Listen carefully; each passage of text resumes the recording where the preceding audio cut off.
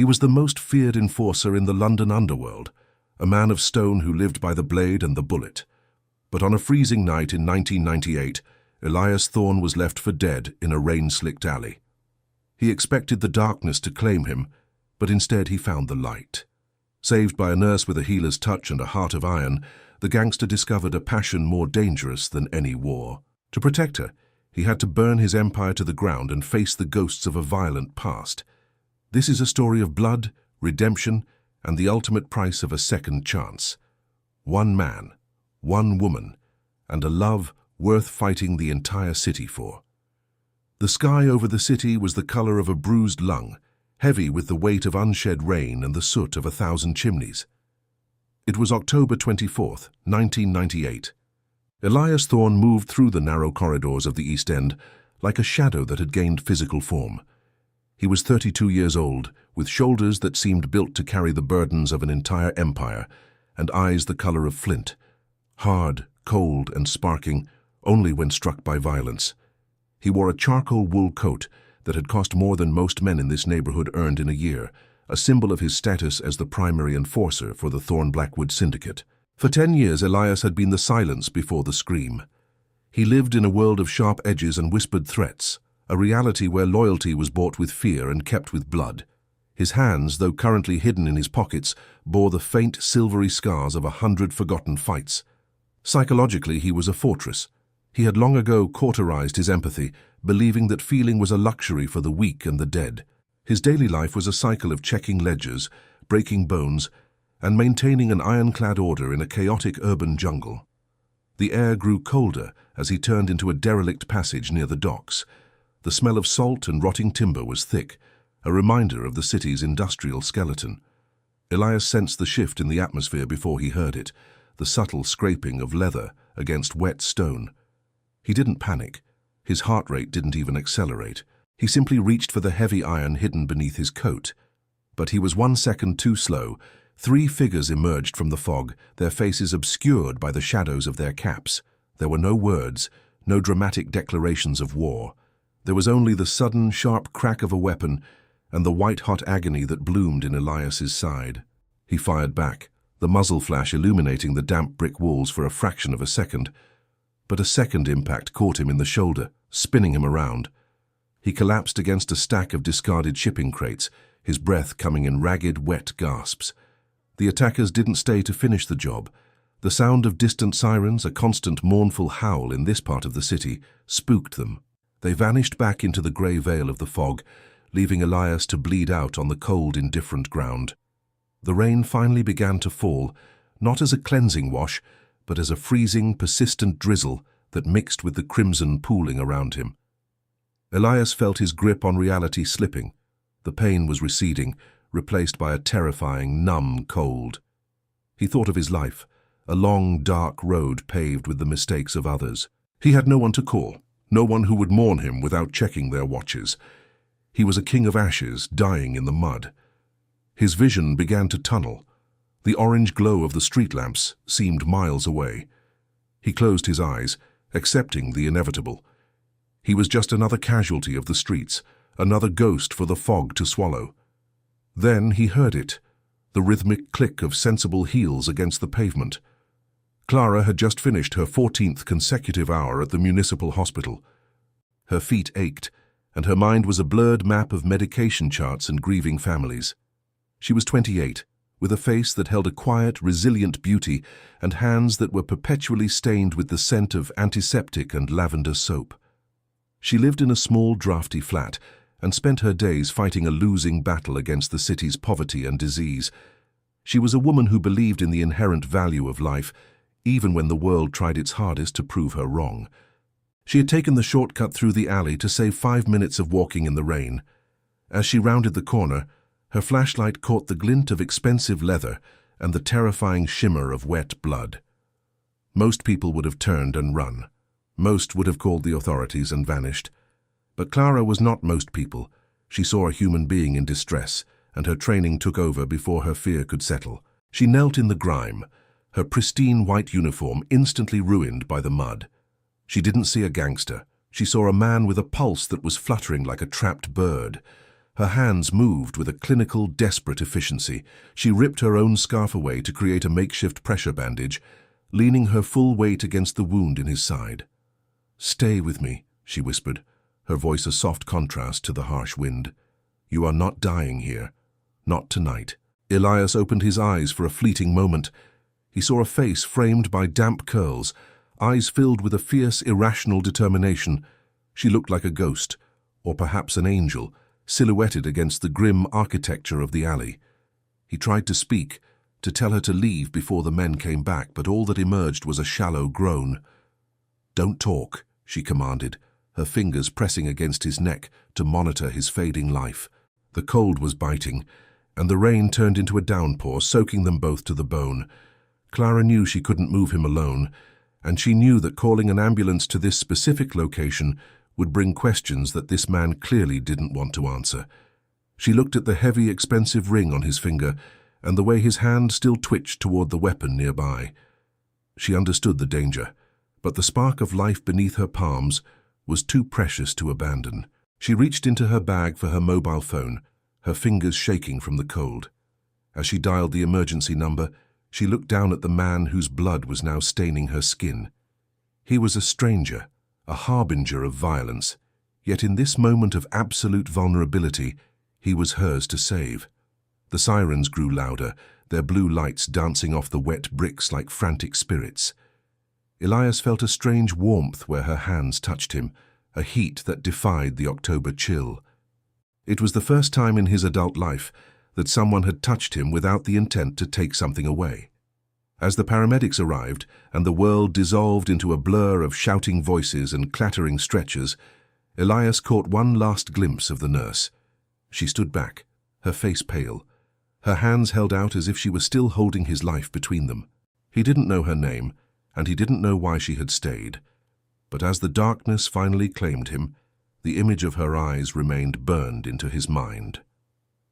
The doors of the ambulance slammed shut, and the vehicle tore away through the rain-slicked streets, leaving the alley empty once more, save for the crimson stains that the rain was already fighting to wash away. The wheels of fate had turned, and the silent enforcer was no longer in control of his own destiny. He was headed toward a place where his reputation meant nothing, and where the woman who saved him would soon become the only thing worth fighting for. The morning of October 25th, 1998, arrived with a pale, sickly light that struggled to penetrate the frosted glass of the municipal hospital's emergency ward. Inside, the air was a thick cocktail of floor wax, metallic blood, and the low, rhythmic hum of life support machinery. Clara stood by the observation window of Trauma Room 4, her fingers curled tightly around a lukewarm cup of bitter coffee. She had not slept. Her shift had officially ended 6 hours ago, but the weight of the man in that bed kept her anchored to the linoleum floor. Elias Thorne looked different under the harsh fluorescent lights. Without the shadows of the alleyway to hide in, he seemed less like a predator and more like a fallen monument. His skin was the color of parchment, stretched tight over high aristocratic cheekbones. A thick forest of dark hair was matted against his forehead, and his jawline was shadowed by a day's worth of stubble. Even in a drug-induced coma, there was an aura of suppressed violence about him, a tension in his muscles that the strongest sedatives couldn't entirely erase. The lead surgeon had been skeptical. 2 bullets had been extracted, one from the fleshy part of his shoulder and another that had miraculously missed his vital organs by less than 2 centimeters. The police had already been by, sniffing around like hungry hounds, asking questions about the John Doe with the expensive shoes and the missing identification. Clara had been the one to find him, and she had been the one to carefully omit certain details from her initial report. She didn't know why she was protecting him. Perhaps it was the way he had looked at her in those final seconds of consciousness, not with the eyes of a killer, but with the eyes of a man who was surprised to still be alive. Around 8 in the morning, the heavy stillness of the room was broken. Elias's hand, scarred across the knuckles and thick with calloused strength, twitched against the white hospital sheets. Clara set her coffee down and moved to his side. As she checked his vitals, her hand brushed against his forearm. The heat radiating from his skin was unexpected, a fierce burning vitality that seemed at odds with his precarious state. His eyes snapped open. They were not the hazy, unfocused eyes of a typical trauma patient. They were sharp, predatory, and filled with a sudden, terrifying clarity. Before Clara could speak, his good hand shot out, his fingers locking around her wrist with the strength of a steel trap. "Where?" he rasped, his voice sounding like two stones grinding together. "You're safe," Clara said, her voice steady despite the spike of adrenaline in her chest. She didn't pull away. She leaned in closer, allowing him to see her face clearly. "You are in the hospital. You were shot twice. I'm the nurse who found you." Elias stared at her, his pupils dilating as he processed her words. The memory of the rain, the cold, and the woman with the flashlight flickered in the dark corners of his mind. He slowly released his grip, his fingers lingering on the soft skin of her wrist for a heartbeat longer than necessary. He looked down at his own body, seeing the tubes and the bandages, and then back at her. "The others?" he asked, his eyes darting toward the door. "No one else is here," Clara whispered, stepping closer to adjust his IV drip. "The police were asking questions, but you don't have a name yet. I haven't given them one." A flicker of something, gratitude perhaps or simple calculation, crossed his face. He sank back into the pillows, the effort of waking clearly draining the last of his reserves. Clara began to check his dressings, her movements practiced and gentle. To do so, she had to lean over him, her chest mere inches from his face. The scent of her, lavender and something clean, like fresh linen, invaded his senses, clashing with the sterile stench of the ward. As she worked, Elias watched her. He noticed the slight dark circles under her eyes, and the way her hair escaped from her clip in soft chestnut curls. She was beautiful in a way that had nothing to do with the painted, hollow women who populated his usual world. There was a substance to her, a gravity that he found both confusing and intoxicating.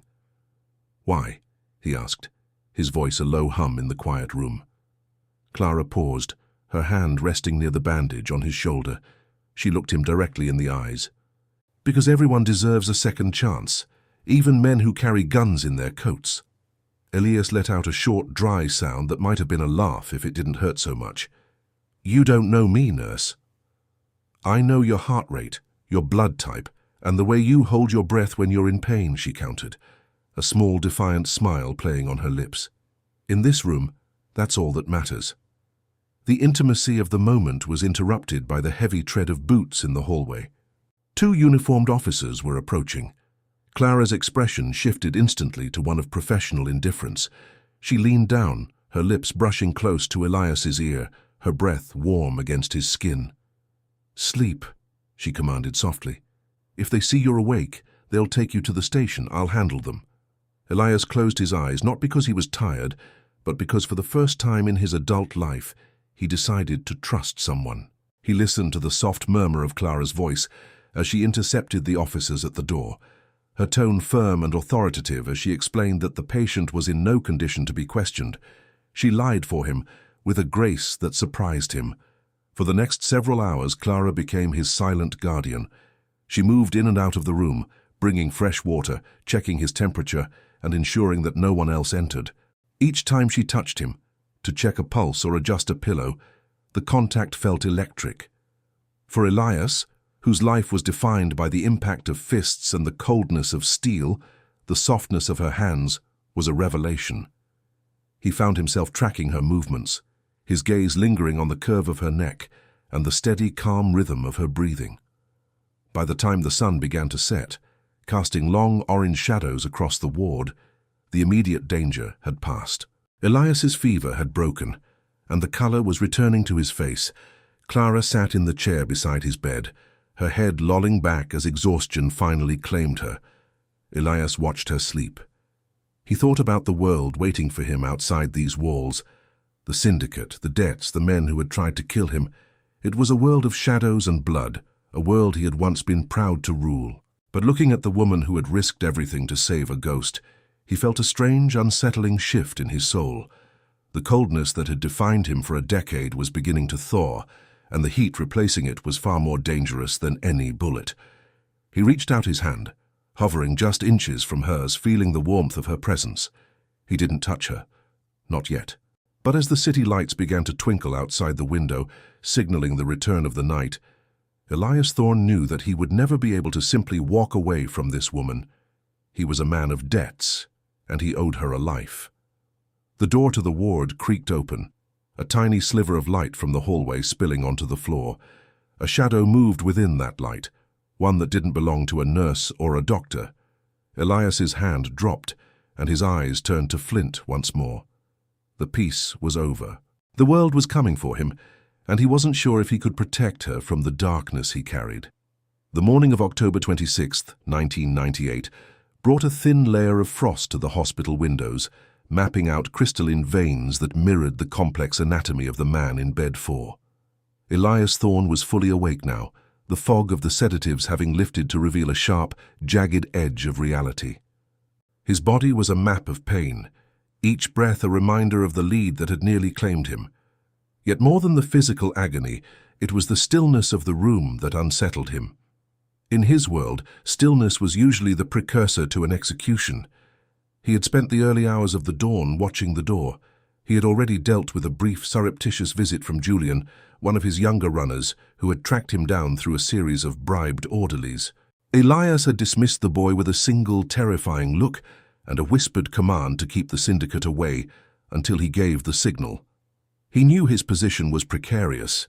A wounded lion was often an invitation for the hyenas to move in. When the door finally swung open again, it wasn't a hitman or a subordinate who entered. It was Clara. She moved with a quiet, rhythmic grace, her footsteps nearly silent on the polished floor. She was carrying a tray of fresh dressings and a bowl of warm water.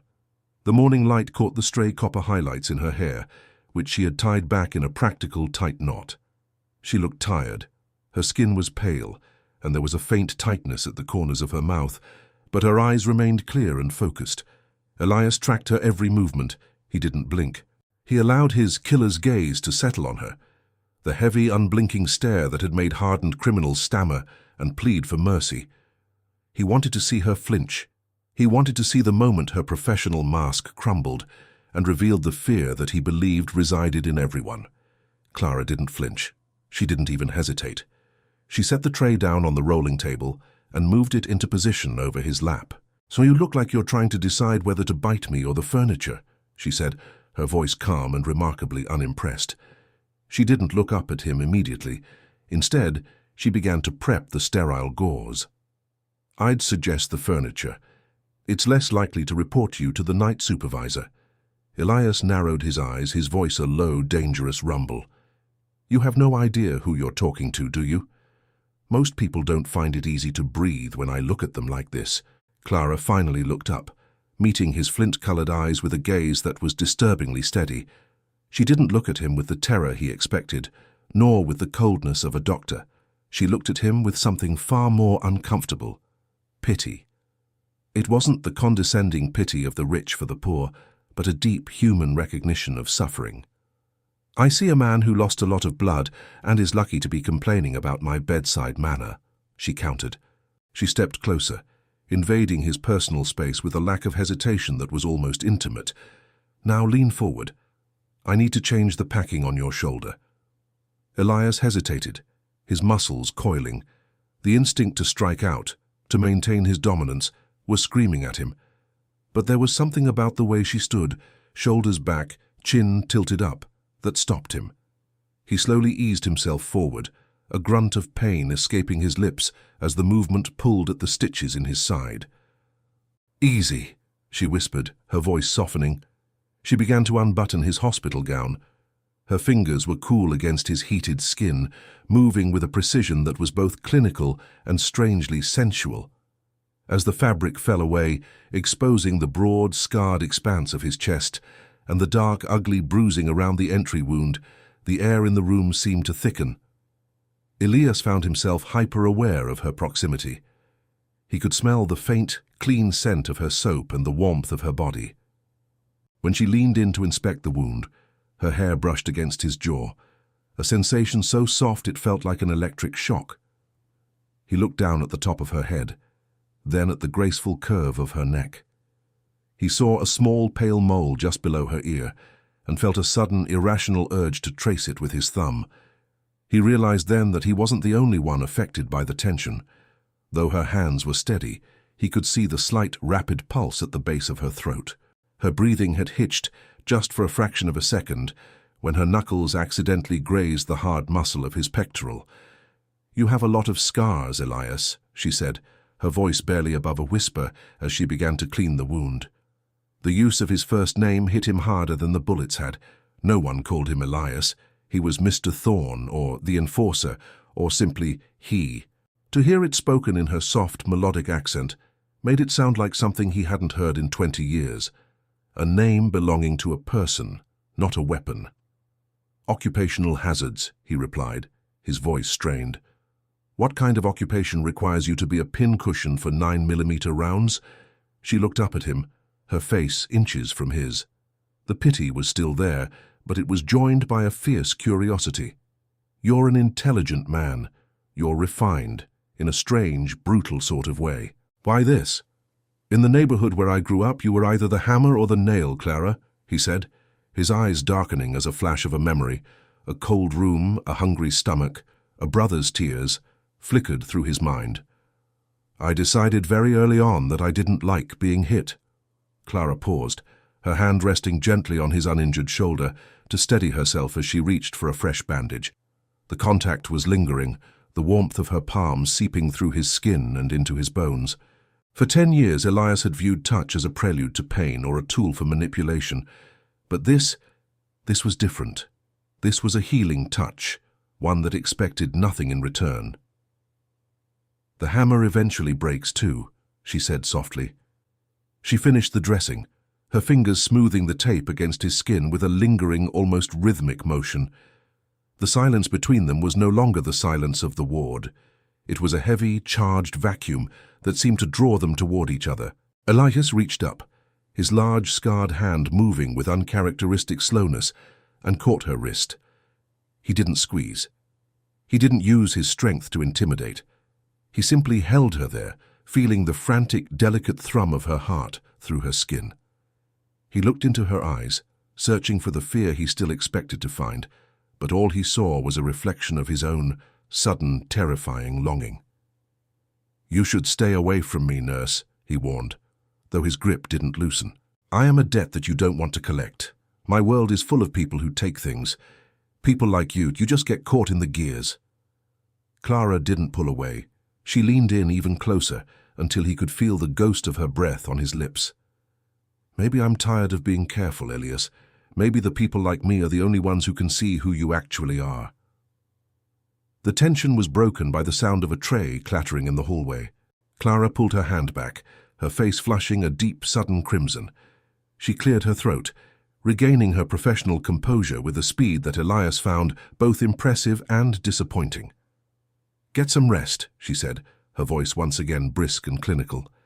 "The doctor will be in later to check your progress. Try not to glare at him. He's much more easily frightened than I am."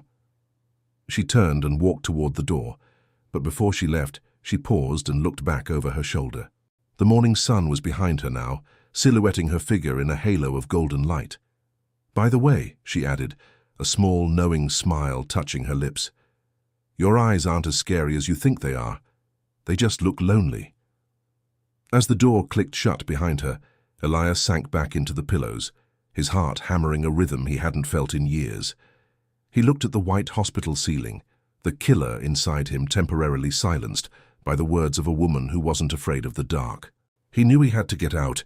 He knew he had to return to his empire and settle the score with the men who had betrayed him. But as he closed his eyes, it wasn't the face of his enemies he saw. It was the curve of Clara's neck and the way she had looked at him, with the eyes of a woman who had seen his soul and decided it was worth saving. The loop was tightening, and for the first time, Elias Thorne wasn't sure if he wanted to break free. On the morning of October 29th, 1998, Elias Thorne walked out of the municipal hospital. He didn't wait for a formal discharge, and he certainly didn't wait for a wheelchair. He simply dressed in the fresh clothes Julian had brought, a black cashmere sweater that masked the bandages and a long, heavy overcoat, and vanished into the grey London mist. His side burned with every step, a sharp, rhythmic reminder of his mortality, but his face remained a mask of marble. He returned to his penthouse, a glass and steel fortress that overlooked the river. It was a space filled with expensive silence and cold surfaces. For the first time in 10 years, the luxury felt hollow. He stood by the floor-to-ceiling windows, watching the rain streak the glass, and found himself thinking not of the men who had betrayed him, but of the way Clara's hair had caught the light of the morning sun. He told himself it was a matter of professional curiosity. A man like Elias Thorne did not leave debts unpaid, and he owed this woman a life. But as the day turned into a bruised purple twilight, he realized the impulse was far more primal. He needed to see her in her own world. He needed to know if the peace he had felt in her presence was real or merely a side effect of the morphine. He took his vintage black sedan, a vehicle that moved through the streets like a silent shark. He parked 3 blocks away from the hospital and waited. As the sun disappeared completely, leaving the city to the mercy of the orange street lamps, he saw her. Clara emerged from the staff entrance, her shoulders slumped with a fatigue that made Elias's chest tighten. She was wearing a simple trench coat that looked too thin for the biting October wind. She began her walk home, her sensible heels clicking a lonely rhythm against the wet pavement. Elias shadowed her from a distance, moving with the practiced ease of a man who spent his life in the periphery.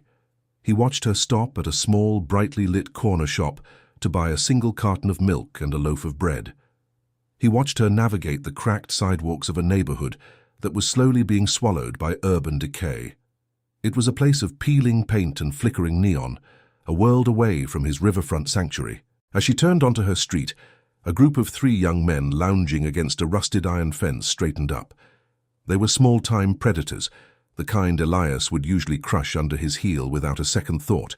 They began to whistle, their comments echoing in the narrow street, sharp, ugly words that made Clara quicken her pace. Elias felt a surge of cold, white-hot rage. His hand tightened on the steering wheel until his knuckles turned white.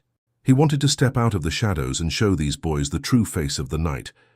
He wanted to hear the sound of their bones breaking, but he forced himself to stay still. If he intervened now, the fragile bridge between him and Clara would shatter. He was a monster, and he knew that monsters belonged in the dark. He watched until she reached the safety of her building, and a light flickered on in a second-story window. Only then did he allow himself to breathe. The following evening, October 30th, Elias decided to close the distance. He didn't use the car. He waited near the small park she crossed every night.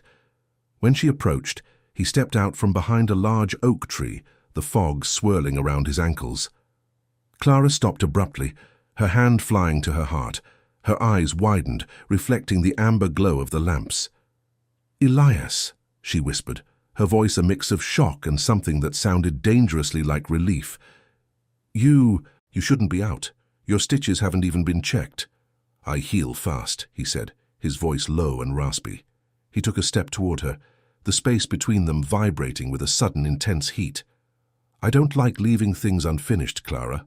I told you I was a debt." "I didn't save you for a reward, Elias," she said, though she didn't move away. The wind caught a stray strand of her hair, blowing it across her face. Without thinking, Elias reached out. His large, scarred hand hovered in the air for a second, before his fingers gently brushed the hair back behind her ear. The contact was electric. His skin was rough and hot, hers was soft and chilled by the night air. The contrast sent a jolt through his system that was more intoxicating than any drug. He let his fingers linger, tracing the line of her jaw.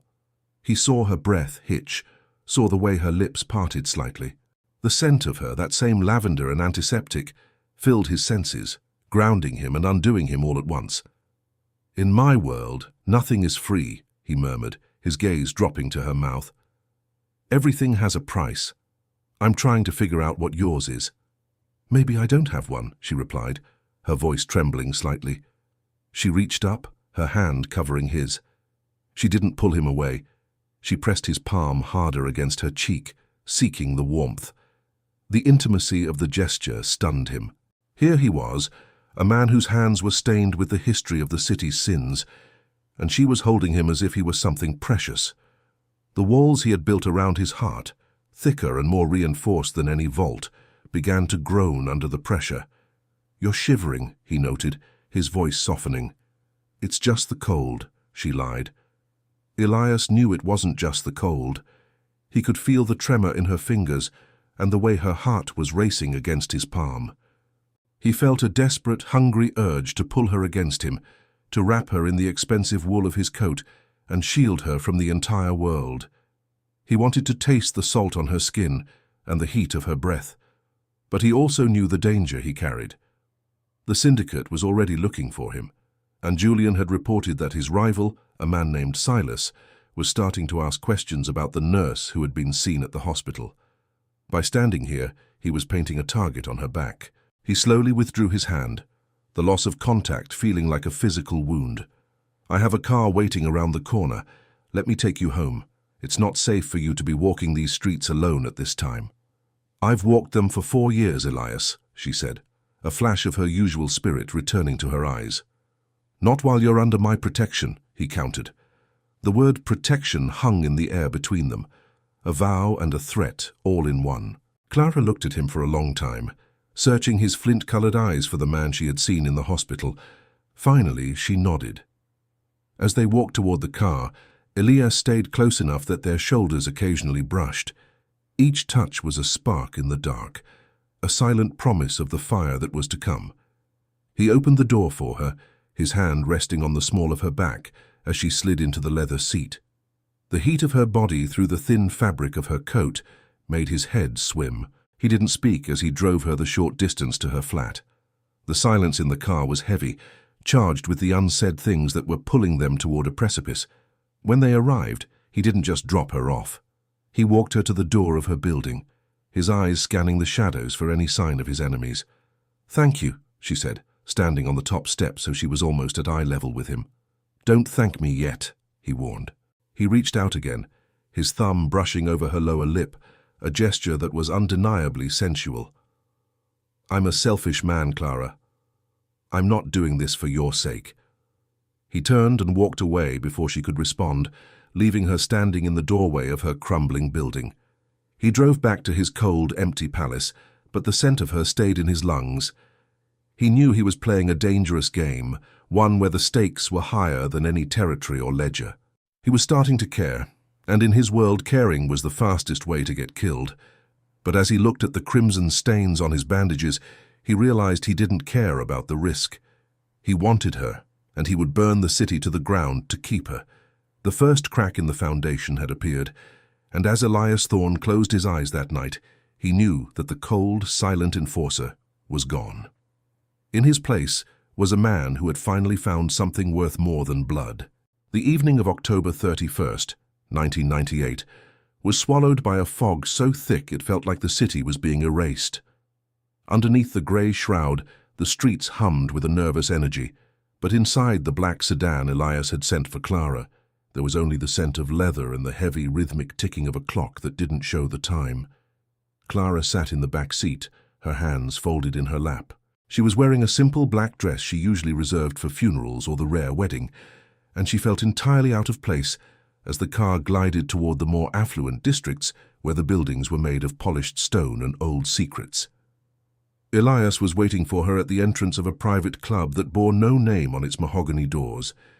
He stood under a wrought-iron lamp, the amber light carving deep shadows into his face. He wore a tailored suit of charcoal silk that hugged his broad shoulders, looking every bit the merchant prince rather than the man who had been bleeding out in an alley just 7 days prior. When the driver opened her door, Elias reached out a hand to help her up. His touch was firm, his fingers wrapping around hers with a possessive strength that made her breath catch. As she stepped out, he didn't let go immediately. He stood so close that the heat from his body acted as a shield against the biting wind. "You look beautiful, Clara," he murmured, his voice a low vibration that seemed to settle in the marrow of her bones. His eyes traveled slowly over her, from the curve of her throat to the way the modest dress clung to her waist. It wasn't the look of a gentleman, it was the look of a man who was hungry for something he couldn't yet define. "I feel like a fraud," she admitted, her voice trembling slightly. "Good," Elias replied, a ghost of a smile touching his lips. "The people inside are all frauds. At least you have the grace to admit it." He led her inside, his hand moving from her fingers to the small of her back. The heat of his palm through the thin fabric of her dress was intoxicating.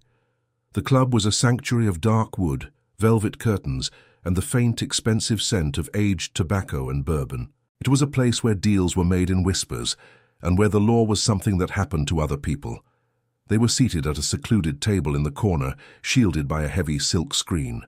The lighting was low, provided by a single flickering candle that cast dancing shadows across Elias's flinty eyes.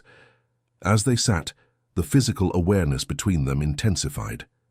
Every time Elias moved, every time he reached for his glass, Clara felt the pull of him. "Why here, Elias?" she asked, watching him. "This isn't just a dinner, you're showing me something." "I wanted you to see the cage I live in," he said, leaning forward. The movement brought his face inches from hers. "I wanted you to see the difference between us before this goes any further. You save lives, Clara.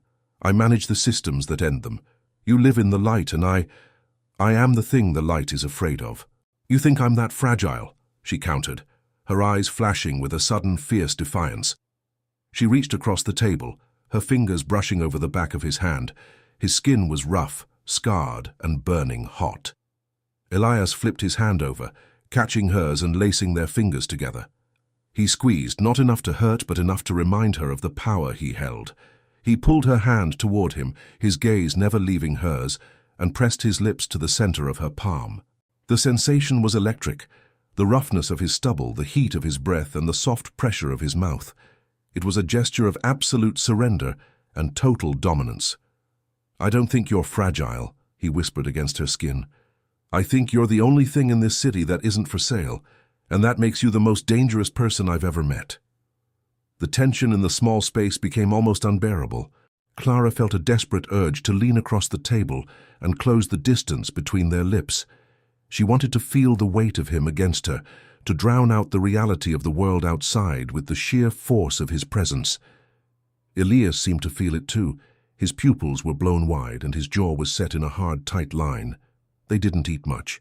The food was exquisite, but neither of them had an appetite for anything that came on a plate. When Elias finally stood to leave, he didn't call for the car immediately. He led her through a side exit into a small private courtyard. The air was freezing, and the fog hung in the trees like tattered lace.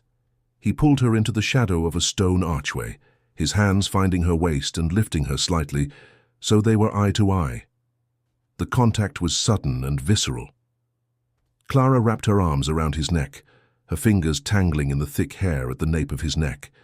"So you should go home, Clara," he groaned, even as he pulled her closer, his hips pressing against hers with an urgency that made her head swim. "You should run as far away from me as you can." "Then why are you holding me like you'll never let go?" she whispered, her breath hitching as his hands slid down to her hips, his thumbs tracing the line of her pelvic bone. He didn't answer with words. He buried his face in the crook of her neck, inhaling the scent of her, his teeth grazing the sensitive skin just below her ear. A soft moan escaped her lips, and she arched toward him, seeking more of the friction, more of the heat. The world was a blur of cold stone and hot skin, of silk and steel. In that moment, the thousands of differences between them didn't matter. There was only the pulse, the breath, and the hunger. But as Elias pulled back to look at her, his expression suddenly darkened. He didn't look at her, he looked over her shoulder, his body going rigid as the enforcer regained control. He gently but firmly pushed her behind him, his hand moving toward the hidden holster beneath his jacket. In the mouth of the alleyway leading to the courtyard, a silhouette had appeared. It wasn't one of Elias's men. The figure stood perfectly still, the orange glow of a cigarette the only thing visible in the gloom. "The boss wants to know if you've forgotten the meeting, Thorne," a cold, unfamiliar voice echoed through the courtyard. "He's starting to think you've lost your edge, or maybe you've just found something else to play with." Elias's grip on Clara's hand tightened until it was almost painful. The mask of the king of the streets was back, colder and more terrifying than ever. The utopia of the evening had shattered, leaving only the jagged glass of his reality. "Get in the car, Clara," he commanded, his voice devoid of the warmth it had held moments before. "Do not look back. Do not stop. Just go." As the driver appeared from the shadows to whisk her away, Clara looked back one last time. Elias was standing alone in the center of the courtyard, a solitary figure of violence and power, facing the darkness that was finally coming to claim its debt. The loop was closing, and the scent of danger was now thicker than the fog. The morning of November 1st, 1998, arrived with a sky the color of dirty lead. The fog from the previous night had not fully dissipated. Instead, it had settled into the pores of the city, carrying the scent of damp pavement and industrial exhaust. Elias Thorne stood in the center of his high-rise office, the glass walls offering a panoramic view of a London that looked more like a graveyard of stone than a living metropolis. He was wearing a fresh suit of midnight blue, the fabric stiff and unforgiving against the bandages that still constricted his chest. Across from him sat Arthur Blackwood, a man who had aged like a sharpening blade, thin, silver-haired, and possessed of a quiet, terrifying stillness. Blackwood was the architect of the syndicate, a man who viewed human beings as either assets or liabilities. "You missed the briefing at the docks, Elias," Blackwood said, his voice a dry rasp that carried no emotion. "That is not like you. In 10 years, you have been the one constant in this organization, the one man who never allowed his pulse to dictate his actions." Elias didn't move. He kept his hands clasped behind his back, his muscles coiled like a spring. "I was delayed by the cleanup of the alley ambush. Silas's men were more persistent than we anticipated." Blackwood stood up slowly, walking to the window. "Silas is a cockroach. He is easily crushed. What concerns me is the distraction that followed. My sources tell me you were seen at the hospital, and later at the club with a woman who does not belong to our world. A nurse, I believe." The mention of Clara sent a jolt through Elias that was far more potent than the pain in his shoulder. He felt a sudden primitive urge to reach across the desk and wrap his fingers around Blackwood's throat, but he forced his face to remain a mask of cold indifference. "She was the one who kept me from bleeding out. I was ensuring her silence. A dead nurse in the East End brings too much heat from the authorities. Silence can be bought with a few £1,000s, or it can be secured with a handful of dirt," Blackwood countered, turning to look Elias in the eye. "You chose a different path. You chose a dinner. You chose a courtyard. You chose to bring the light into the basement, Elias. And when the light comes in, the shadows start to scatter. Do not let your gratitude turn into a weakness. In this city, a man with a weakness is just a man waiting for his funeral." Elias left the meeting with the weight of a death sentence on his shoulders. He knew Blackwood wasn't just warning him, he was testing him. As he walked toward his car, he felt the eyes of the syndicate on him. Men he had trained, men he had led, now watching him for a sign of hesitation.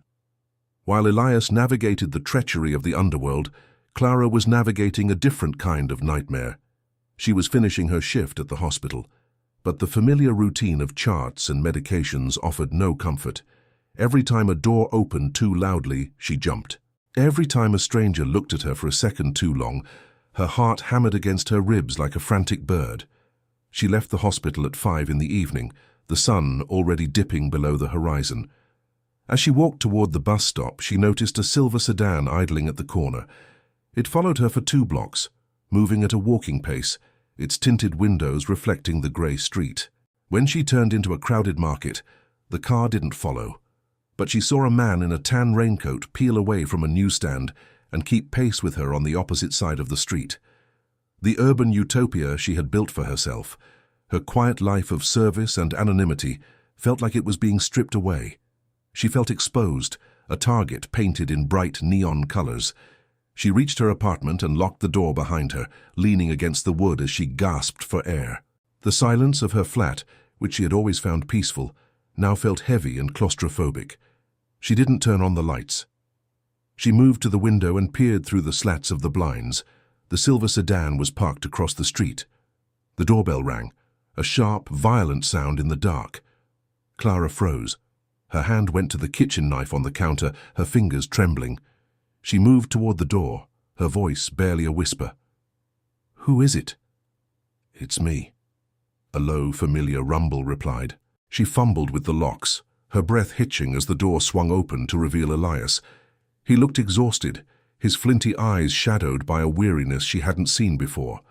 Without a word, he stepped inside and closed the door, his large frame filling the small hallway. The tension between them snapped. Clara didn't think. She simply threw herself against him, her arms wrapping around his waist. Elias groaned, the impact jarring his wounds, but he didn't pull away. He gathered her into his arms, his hands sliding up her back to tangle in her hair, pulling her head against his chest. "They're following me, Elias," she sobbed into the expensive wool of his coat. "A car. A man in the street. I can't breathe. I feel like I'm drowning." Elias didn't offer empty comforts. He pulled her deeper into the darkened living room, his grip tightening until it was almost painful. He sat on the edge of her small sofa, pulling her onto his lap. The intimacy was immediate and visceral. Clara straddled his legs, her chest heaving against his, her hands clutching at the lapels of his suit. "I know," he murmured, his voice thick with a dark, protective rage. "I've seen them. They won't touch you, Clara. I swear on my life they won't touch you." He reached up, his thumb tracing the curve of her lower lip, which was trembling with fear. He looked at her with a hunger that was now tinged with a desperate, animalistic need to possess and protect. The scent of her, the lavender and the underlying heat of her skin, was the only thing keeping him grounded. "You have to leave," she whispered, even as she leaned into his touch, her eyes fluttering shut as his fingers brushed against the sensitive skin of her neck. "If they see you here—" "Let them see," Elias growled. He leaned in, his lips grazing the shell of her ear. "Let them see that I will burn every street in this city before I let them take you." He captured her mouth in a kiss that was neither gentle nor patient.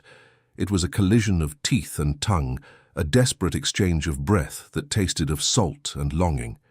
Clara responded with a ferocity that surprised them both, her fingers digging into his shoulders, her body arching against his as she sought the heat of him.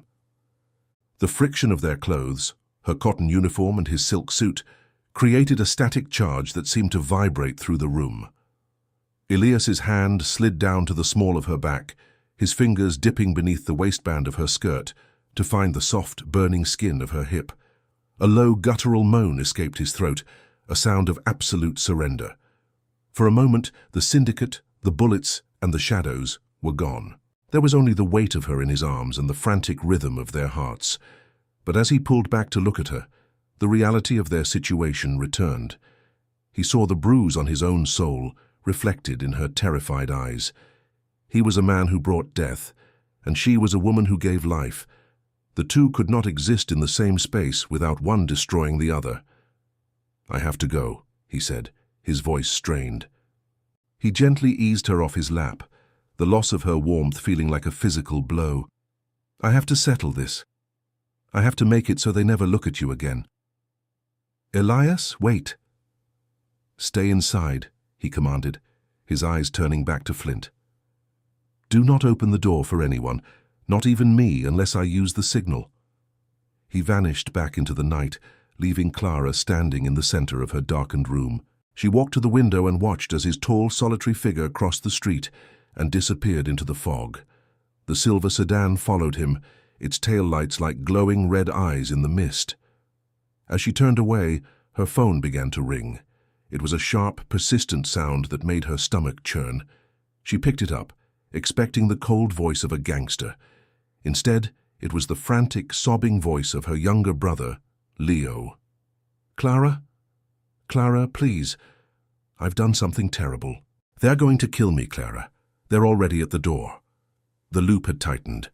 The danger wasn't just following Clara anymore. It had found the one person she would do anything to protect. The rain on the night of November 1st, 1998, sounded like 1,000 small stones being thrown against the glass of Clara's window. The frantic voice of her brother, Leo, still echoed in her ears, a high-pitched frequency of terror that made her hands go numb. She didn't have time to process the fear before the heavy, rhythmic signal, 3 sharp knocks followed by 2 soft ones, sounded at her door. Elias was back. He hadn't even reached the end of the street before the shift in the atmosphere told him the storm had moved inside. When Clara opened the door, she didn't see the enforcer. She saw the only lighthouse in a sea of shadows. She collapsed into him, her fingers digging into the expensive fabric of his navy suit. "He's at the betting shop on Commercial Road," she gasped, her breath coming in ragged, shallow bursts. "Leo, he owes them money, Elias. A lot of money. They said they were going to start with his hands." Elias's face didn't change, but his eyes turned into chips of frozen sea. He didn't ask how much or why. Those were questions for a world that cared about excuses. In his world, there was only the debt and the consequence. He reached out, his large, warm hand cupping the side of her face. His thumb brushed over her cheekbone, a gesture so tender it felt like a bruise. "Stay here," he commanded, his voice a low, vibrating hum. "No," Clara said, her voice strengthening with a desperate, stubborn resolve. "He's my brother. If I stay here, I'll go mad. I'm coming with you." Elias looked at her for 3 long seconds. He saw the fire in her eyes, a reflection of the same resilience that had saved his life in that alley. He didn't argue. He grabbed his coat and led her down to the idling sedan. The drive to the East End was a blur of orange street lamps and grey pavement. The betting shop was a miserable, fluorescent-lit box squeezed between a closed butcher and a boarded-up pub. 3 men stood outside, their breath blooming in the cold air like ghosts. They were small-time thugs, the kind of men who fed on the desperation of others. Inside, through the grimy window, Clara could see Leo, barely 21, his face pale and tear-stained, pinned against a wall by a man twice his size. Elias stepped out of the car before it had even fully stopped. He didn't run. He walked with a slow, terrifying deliberation. The men outside straightened up, reaching into their jackets, but they froze the moment they recognized the silhouette of the Thorn Blackwood enforcer. "Step aside," Elias said. It wasn't a request. The men parted like a dark curtain. Elias entered the shop with Clara trailing just a step behind, her heart hammering against her ribs so hard it was painful. The man holding Leo turned, a sneer forming on his face that died the moment his eyes met Elias's flinty gaze. "Thorn," the man stammered, dropping Leo as if he were made of hot coals. "We didn't know the boy was yours. He's down 4,000. The ledger says—" "The ledger is closed," Elias interrupted. He moved forward, his hand snapping out to grab the man's throat. It was a movement of such terrifying efficiency that Clara gasped. Elias didn't use a weapon. He used the raw, channeled power of his own body. He slammed the man back against the counter, the sound of breaking glass echoing through the cramped space. "You touched something that belongs to me," Elias whispered, his voice sounding like the grinding of tectonic plates. "In my world, that's a capital offense." The violence that followed was brief and visceral. Elias didn't just fight, he dismantled. With 2 precise strikes, he broke the man's nose and shattered his grip. He moved with a grace that was horrifying to behold, a predatory dance of bone and sinew. Clara watched, her hands pressed to her mouth. She was a healer, a woman who spent her life mending what was broken, and here was the man she was falling for, breaking the world with effortless cruelty. When it was over, the 3 collectors were scrambled on the floor, their arrogance replaced by a whimpering primal fear. Elias stood over them, his breathing not even accelerated, his suit barely rumpled. He reached into his pocket and threw a heavy roll of bills onto the bloody counter. "That's for the glass," he said. "If I see any of you within 5 miles of this woman or her brother again, the next thing you'll feel is the weight of the river." He turned to Leo, who was shaking so violently he could barely stand. Elias didn't offer a hand. He simply looked at the boy with a cold, devastating disappointment. "Get in the car. Your sister will deal with you." The drive back was silent, save for Leo's quiet, muffled sobs in the back seat. When they reached Clara's apartment, Elias directed Leo to the guest room with a single, sharp gesture. Only when the door clicked shut did he turn to Clara. The adrenaline was still coursing through her veins, a dark electric current that made her skin feel too tight. She looked at Elias, the blood on his knuckles, the coldness in his eyes, and felt a terrifying conflict. She should have been repulsed. She should have been running for the door, but instead she felt an overwhelming, hungry need to be close to him. "You're hurt," she whispered, her voice trembling. She reached out, her fingers brushing the split skin on his knuckles. "It's not my blood," Elias replied, his voice thick with a sudden heavy heat. He backed her against the closed door of the living room. The space between them disappeared, replaced by a wall of thermal energy. Elias's hands found her waist, his fingers digging into the soft flesh of her hips, pulling her flush against the hard, unyielding line of his body. The contrast was intoxicating, his rough, violent reality pressing against her softness. "How you saw what I am, Clara," he groaned, his face burying in the crook of her neck. He inhaled the scent of her, his teeth grazing the sensitive skin just above her collarbone. "I am not a good man. I don't know how to be gentle." "Then don't be," she whispered, her hands finding the back of his head, her fingers tangling in his thick dark hair. She pulled his head down, her lips meeting his in a kiss that was desperate and full of a dark, shared hunger. It tasted of salt in the cold London night. Elias's hands moved beneath her coat, his palms hot against the thin fabric of her sweater. He lifted her, her legs instinctively wrapping around his waist as he carried her toward the sofa. The physical contact was detailed and intense. She felt the weight of his broad chest pressing her down, the friction of his wool trousers against her thighs, and the rhythmic, heavy thrum of his heart against her own. Every time his hands moved, tracing the curve of her spine or cupping the back of her head, the sensation was like a spark on dry tinder. He was a man of steel and scars, and in the privacy of the darkened room, he allowed her to see the cracks in his armor. As they lay there, tangled together in the aftermath of the violence and the passion, the silence of the room was heavy. The orange glow of the street lamps filtered through the blinds, casting long barred shadows across their bodies, a reminder of the cages they both inhabited. "This changes everything," Clara said softly, her cheek resting against the steady beat of his heart. "I know," Elias replied. He tightened his grip on her, as if he were trying to pull her into his very skin. "The syndicate will see this as a betrayal. Silas will see it as an opportunity.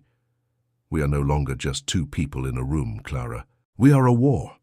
The mirror of their lives had been shattered, and as they watched the rain turn into a freezing sleet, they both knew that the pieces would never fit back together.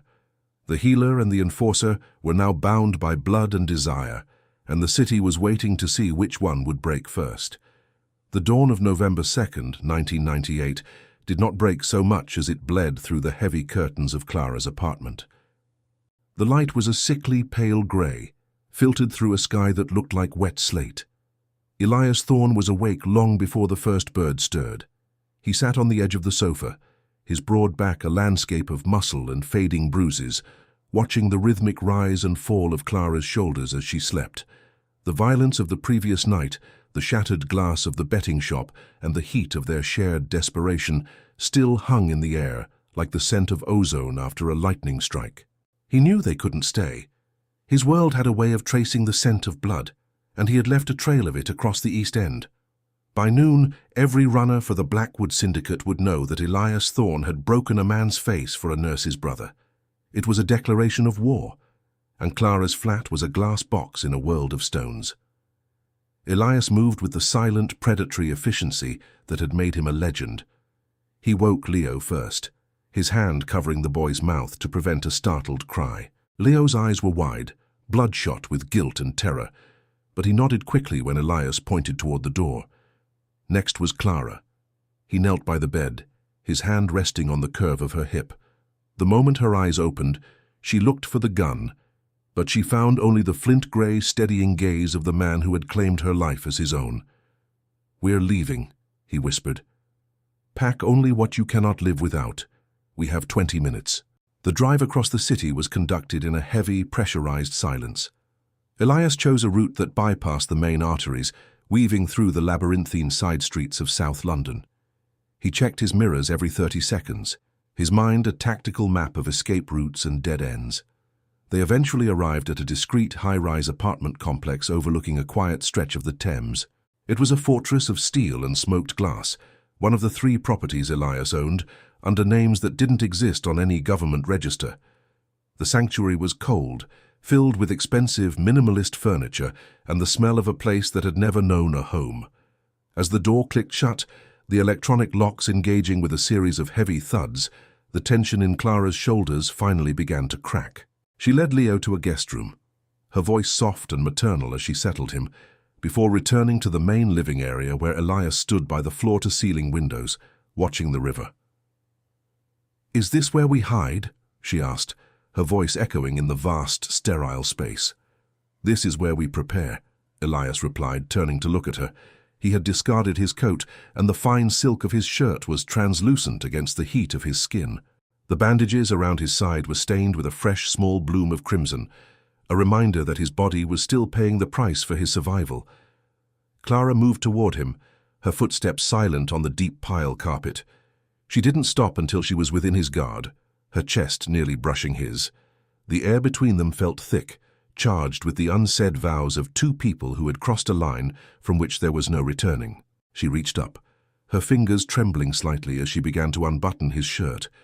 "You're bleeding again," she murmured, her nurse's instinct fighting a losing battle against the raw animal attraction she felt for him. Elias didn't help her, nor did he hinder her. He stood like a statue, his breath hitching as her cool fingers brushed against the heated skin of his abdomen. As the shirt fell open, revealing the jagged, angry embroidery of his scars, Clara felt a lump form in her throat. She wasn't just looking at a man, she was looking at a history of a city that had tried to kill him 1,000 times and failed. She began to peel away the old dressing, her movements slow and deliberate. The intimacy of the act was overwhelming. In the silence of the high-rise, with the city humming like a distant machine far below, the world felt reduced to the space between them. When the wound was exposed, she leaned in, her breath warm against his side. Elias groaned, a low guttural sound that vibrated through his chest, and his hands found her waist. His grip was possessive, his fingers digging into the soft flesh of her hips, pulling her flush against him. The contrast was visceral, the cold, clinical reality of the medical supplies on the glass table and the burning, frantic heat of their bodies. Elias buried his face in the crook of her neck, his teeth grazing the sensitive cord of her throat. "I can't promise you a tomorrow, Clara," he rasped, his voice thick with a dark, desperate honesty. "In my world, the only thing that's certain is the debt. And I've accrued more than most." "I'm not asking for a tomorrow," she whispered, her hands sliding up his back, her nails tracing the hard lines of his shoulder blades. "I'm asking for you. Right now. In this room." He lifted her then, his strength effortless despite his injuries. He carried her toward the bedroom, a space of dark shadows and the scent of expensive linen. When he laid her down, he didn't immediately follow. He stood over her for a moment, the grey light of the November afternoon catching the silver in his eyes. He looked like a king contemplating a sacrifice, or a beggar who had finally found gold. The encounter that followed was a night of intense, skin-on-skin intimacy that felt more like a covenant than a simple act of passion. Elias was not a gentle man, but with Clara he moved with a fierce, concentrated reverence. He traced every inch of her skin as if he were memorizing a map, his large, scarred hands a stark contrast to her pale, unblemished softness. Every touch was a question, every response was an answer. The friction of their bodies, the salt of their sweat, and the rhythmic, heavy thrum of their hearts created a sanctuary of their own making. In the dark, beneath the weight of his broad chest, Clara felt a safety she had never known in the light. Elias was a shield of muscle and bone, a man who had built a wall of violence around her to keep the world away. As the hours drifted into the deep, indigo twilight of the evening, they lay tangled together, the silence finally peaceful. Elias held her as if she were the only thing keeping him from drifting away into the fog. He didn't speak, but the way he pressed his forehead against hers, his eyes closed, was a vow more powerful than any words. He was committing himself to her, not just as a protector, but as a man who had finally found something he feared losing. And in the underworld of London, fear was the most dangerous emotion of all. "Sleep," he whispered, his thumb brushing over her lower lip, which was swollen from his kisses. As Clara drifted off, her hand resting on the steady, powerful beat of his heart, Elias remained awake. He watched the lights of the city flicker on across the river, tiny, distant sparks in a darkness that was closing in. He knew the peace of the sanctuary was an illusion. The syndicate would be searching, Silas would be planning, and the debt of blood would eventually have to be paid. But as he looked down at the woman who had saved him, Elias Thorne made a silent promise to the shadows. He would pay the price, whatever it was. He would fight for this passion, even if he had to burn the entire city to the ground to keep it alive. The loop was no longer just about survival. It was about possession. And as the moon rose over the Thames on that cold November night, the enforcer knew that his last stand would be his most brutal. The morning of November 3rd, 1998, arrived with a deceptive stillness. The high-rise apartment, with its granite counters and floor-to-ceiling glass, felt less like a fortress and more like a gilded cage. Outside, the city was draped in a suffocating velvet fog that swallowed the river and muffled the distant hum of traffic. Inside, the only sound was the low rhythmic ticking of the air filtration system and the soft, steady breathing of the two people tangled beneath the heavy silk sheets of the master suite. Elias Thorne was awake, his eyes fixed on the grey void beyond the window. He was a man who had spent his life reading the shifts in the wind, and this morning the air felt heavy with the scent of an approaching storm. His side ached with a dull, persistent throb, a physical manifestation of the debt he had yet to pay. Beside him, Clara shifted in her sleep, her hand resting on the center of his chest.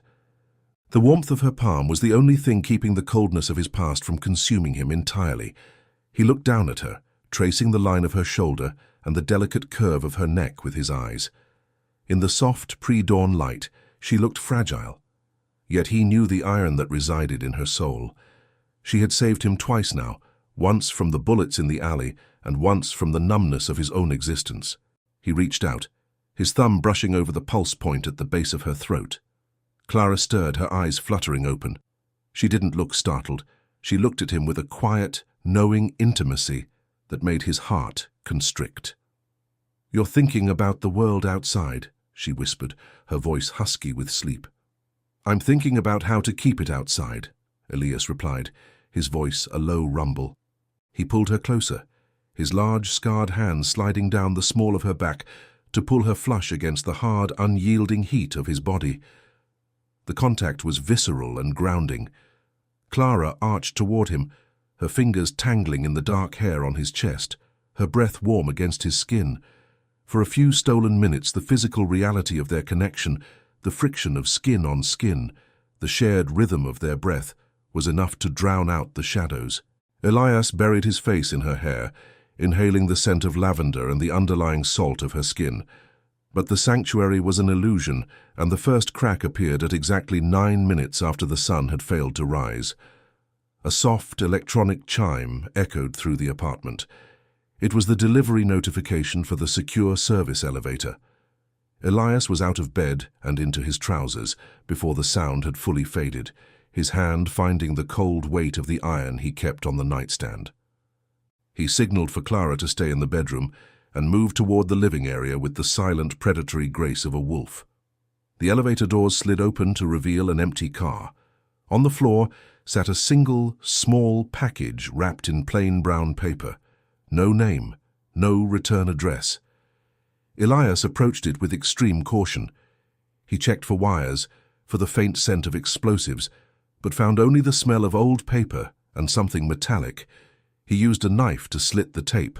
Inside was a small silver locket, the one Clara had mentioned losing years ago, a gift from her mother. Next to it was a single photograph. It was a high-resolution shot of Clara through a hospital window, taken 3 days ago. A cold, white-hot dread flooded Elias's veins. It wasn't Blackwood.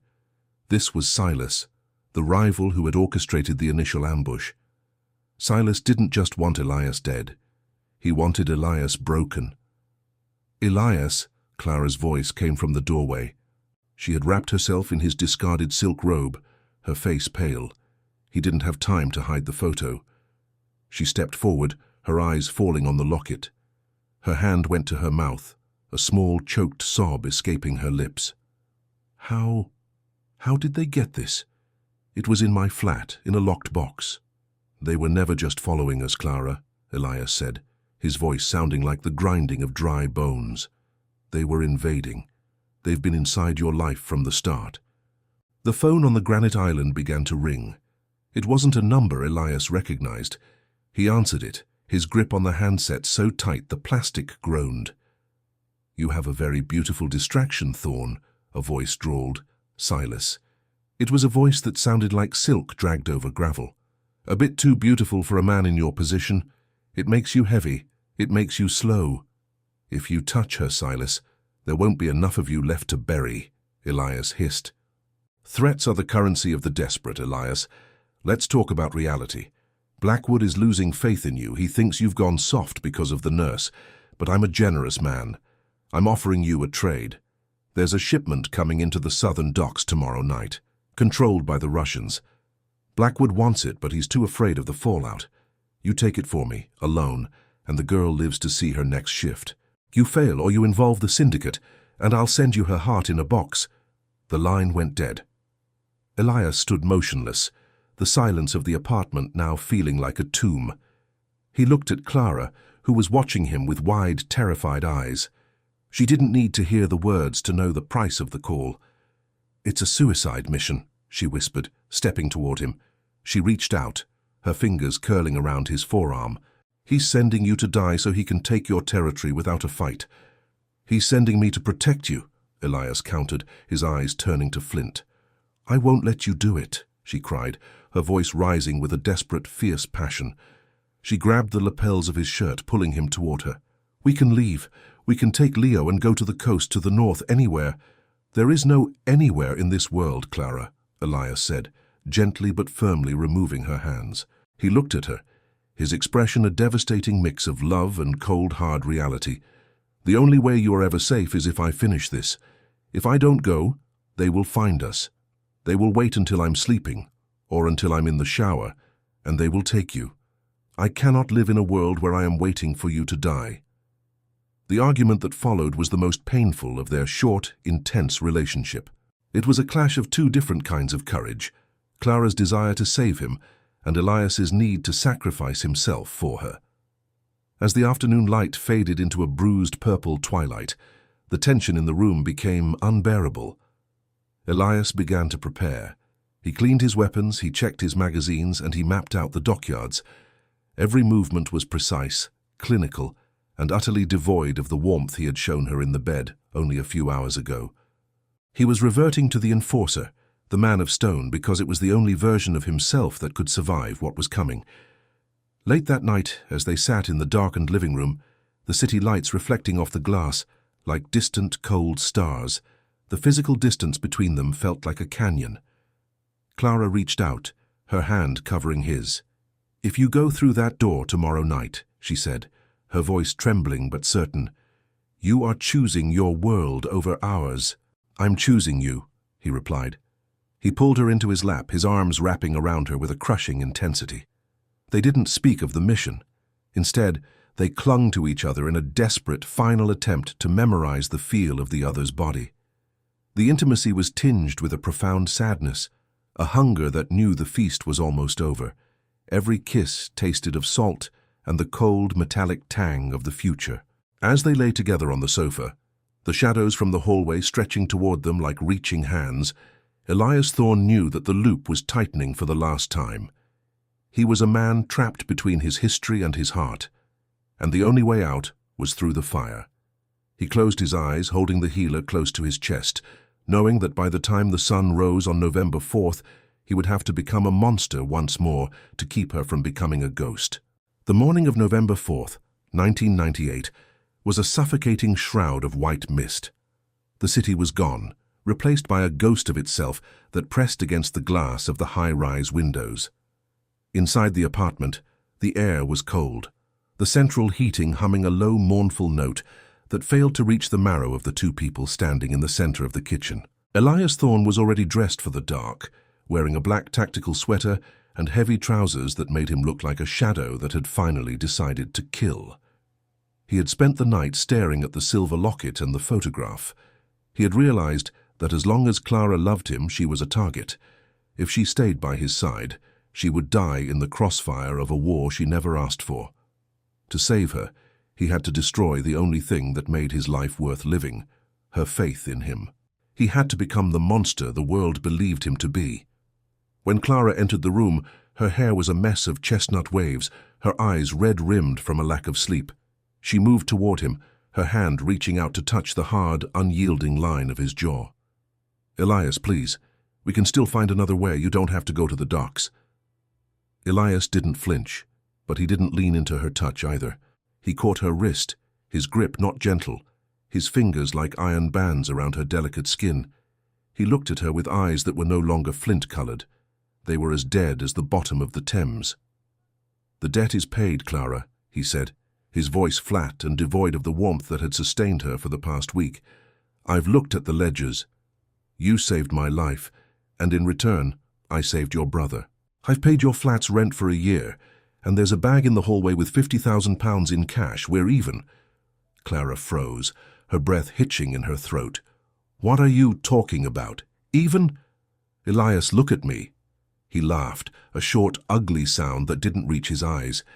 He stepped closer, crowding her against the granite counter. The physical proximity was intense, the heat of his body radiating through his clothes, but there was no passion in it, only a cold, predatory dominance. He reached out, his thumb tracing her lower lip with a rough, dismissive motion. "You're a good nurse, Clara. You're soft, you're kind, and you have that look of a woman who wants to fix things," he sneered, leaning down until his lips were inches from hers. "But did you really think a man like me was going to settle down in a cottage with a white picket fence? You were a distraction, a pleasant one, I'll admit. Your skin is soft, and you scream my name quite beautifully in the dark. But the game is over. I have a syndicate to run, and a man in my position can't be seen dragging a hospital worker around like a wounded puppy." The slap echoed through the sterile apartment like a gunshot. Clara's hand was stinging, her chest heaving with a mix of fury and soul-crushing agony. She looked at him, searching for a crack in the mask, but Elias remained a wall of stone. He didn't even rub his cheek. "Is that what I am to you? A transaction?" she whispered, her voice cracking. "After everything? After the way you held me last night?" "Last night was a goodbye, Clara. I thought I'd give you something to remember before I sent you back to your pathetic little life of changing bandages and eating cold soup," he said, his words like jagged glass. He turned away, picking up his watch from the counter and strapping it on with clinical precision. "A driver is waiting downstairs. He'll take you back to your flat. Don't come back here. If I see you again, I'll treat you like any other trespasser on my property." Clara stood still for a long time, the silence of the room pressing in on her until she felt she might suffocate. She looked at the man she had risked her life for, the man she had seen vulnerable and bleeding. And for a fleeting second she felt the urge to run, but as she looked at the way his hand was trembling, just a fraction of an inch hidden by the cuff of his sweater, she stopped. She didn't cry. She didn't scream. She walked toward him, stepping into his space until her chest was pressed against his back. She could feel the frantic, heavy thud of his heart through the tactical fabric. "You're a terrible liar, Elias Thorne," she said softly, her voice filled with a devastating clarity. She wrapped her arms around his waist, her forehead resting against his shoulder blades. "You think if I hate you, I'll be safe. You think if you push me away, the shadows won't find me. But you forget, I'm a nurse. I've seen men die with lies on their lips just to protect the ones they love. I know what a heart sounds like when it's breaking, and yours is shattering right now." Elias closed his eyes, his entire body vibrating with the effort of not turning around and crushing her to his chest. He wanted to weep into her hair. He wanted to tell her that he was terrified, that Silas was a monster, and that he didn't know if he would survive the night. But he couldn't. The mask was the only thing keeping her alive. He grabbed her hands, unlinking them from his waist with a violent, sudden movement. He spun around and grabbed her by the shoulders, his face a mask of cold, calculated rage. "Get out!" he roared, the sound vibrating in the small space. "I don't love you, Clara. I never did. You were a debt I had to settle, and now the account is closed. Go back to your hospital and forget you ever heard my name." He shoved her toward the door, his heart feeling like it was being torn from his ribs with a pair of rusted pliers. Clara stumbled, her eyes wide and filled with a pain so profound it made Elias want to fall to his knees. She looked at him one last time, not with hatred, but with a fierce, burning pity that was far worse. "I won't forget," she said, her voice a low, steady vow. "And when you're bleeding in the dark tonight, wondering why you're alone, remember that you chose this. You chose the shadow over the light. She turned and walked out, the heavy electronic lock clicking into place behind her. Elias stood in the center of the room, the silence now deafening. He looked at the bag of money and the locket. He let out a long, shuddering breath and smashed his fist into the granite counter, the stone cracking under the force of his grief. He was alone now. He had protected her by breaking her, and as he checked the magazine of his weapon one last time, he knew that his soul was the price he had just paid. The fog outside began to lift, revealing the jagged industrial skyline of the city. The time for words was over. As the sun reached its zenith on that cold November day, Elias Thorne walked out of his sanctuary and toward the docks, a man with nothing left to lose and a city to burn. But as he descended in the elevator, a single black car pulled away from the hospital 2 miles away. Inside were 4 men who didn't care about debts or heartbreaks. They only cared about the leverage they still held, and the nurse was about to find out that in the underworld, no one ever truly leaves the game. The evening of November 4th, 1998, was a heavy, suffocating blanket of grey over the city. Inside the municipal hospital, the fluorescent lights flickered with a rhythmic, irritating buzz that seemed to vibrate inside Clara's skull. She had been back on shift for 3 hours, moving through the wards like a ghost. Her eyes were sunken, and her skin was the color of damp salt. Every time her hands brushed against a bandage or a syringe, the memory of Elias's voice, cold, jagged, and filled with a calculated cruelty, tore through her heart. She tried to tell herself he was a monster. She tried to embrace the hatred he had invited. But as she stood in the sterile supply closet, leaning her forehead against the cool metal of a cabinet, she could still feel the phantom weight of his body against hers and the frantic, honest thrum of his heart. She knew the truth he had tried to bury. He hadn't pushed her away because he didn't care. He had done it because he cared too much to watch her die. The atmosphere in the hospital changed at precisely 7 minutes after the sun had vanished behind the industrial horizon. It wasn't a sound, but a sudden heavy shift in the air, the way a forest goes silent before a predator strikes. Clara stepped out of the closet and froze. At the end of the long, dimly lit corridor, 4 men were walking toward the nurses' station. They weren't wearing the uniforms of orderlies or the frantic expressions of worried relatives. They wore long, dark coats that didn't quite hide the bulk of the weapons at their sides. Their eyes were cold, scanning the faces of the staff with a clinical, terrifying indifference. "Clara, get down!" a voice hissed from behind her. It was Sarah, a veteran nurse who had seen the fallout of a dozen gang wars in the East End. But it was too late. One of the men, a tall figure with a scar that divided his eyebrow, pointed a gloved finger at Clara. There, the enforcer's little bird. The violence erupted with a sudden, jarring finality. The men didn't care about the patients or the sanctity of the ward. They moved with a brutal, singular purpose. A tray of medical instruments was kicked aside, the sound of crashing stainless steel echoing like a gunshot. Clara turned and ran, her sensible heels sliding on the waxed linoleum. Her heart was a frantic, trapped bird in her chest, its wings beating against her ribs until she felt she might choke. She burst through the heavy double doors of the maternity ward, the screams of frightened mothers and the sharp, piercing cries of infants filling the air. She didn't look back. She plunged into the service stairwell, her breath coming in ragged, shallow gasps. She had to get to the roof or the basement, anywhere where the walls weren't closing in. But as she reached the 3rd-floor landing, the door above her swung open. The man with the scarred eyebrow was there, his silhouette framed by the harsh emergency lights. He held a heavy black handgun, the muzzle looking like a dark, bottomless eye. "You're a lot of trouble for a girl who just changes bedsheets," he growled, stepping toward her.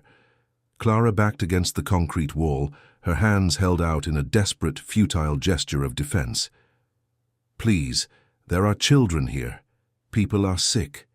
"People are always sick, sweetheart. Some just die faster than others," he replied, reaching out to grab her hair. The sound that followed was not a gunshot. It was the heavy, rhythmic thud of a door being kicked off its hinges and the roar of a man who had finally reached the end of his soul. Elias Thorne didn't enter the stairwell. He exploded into it. He looked like a demon forged in the fires of the dockyards. His black sweater was torn. His face was smeared with oil and blood. and his eyes were no longer flint. They were white-hot iron.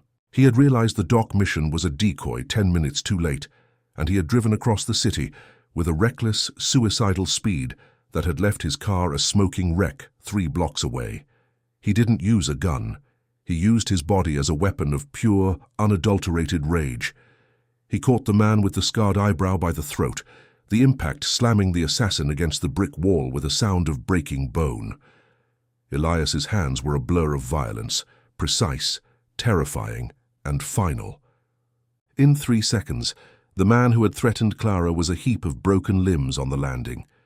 Elias turned to Clara. For a heartbeat, the enforcer was gone, replaced by a man who looked like he was staring at his own salvation. He reached out, his hand shaking as he touched her shoulder. "Are you hurt?" he rasped, his voice thick with a desperate, animalistic need. "Elias," she whispered, her voice breaking. She didn't pull away. She fell into him, her arms wrapping around his neck with a strength that surprised them both. The contact was visceral. He was hot, smelling of gunpowder and the cold London rain, and his heart was hammering a rhythm that matched hers perfectly. He pulled her flush against him, his hands sliding up her back to cradle her head, shielding her from the carnage he had just created. "I'm sorry," he groaned into her hair. "I'm so sorry for what I said. I thought I could save you by breaking you. I was a fool." "Don't talk," she sobbed. "Just get us out, please, Elias, just get us out." But the night of the long knives was not over.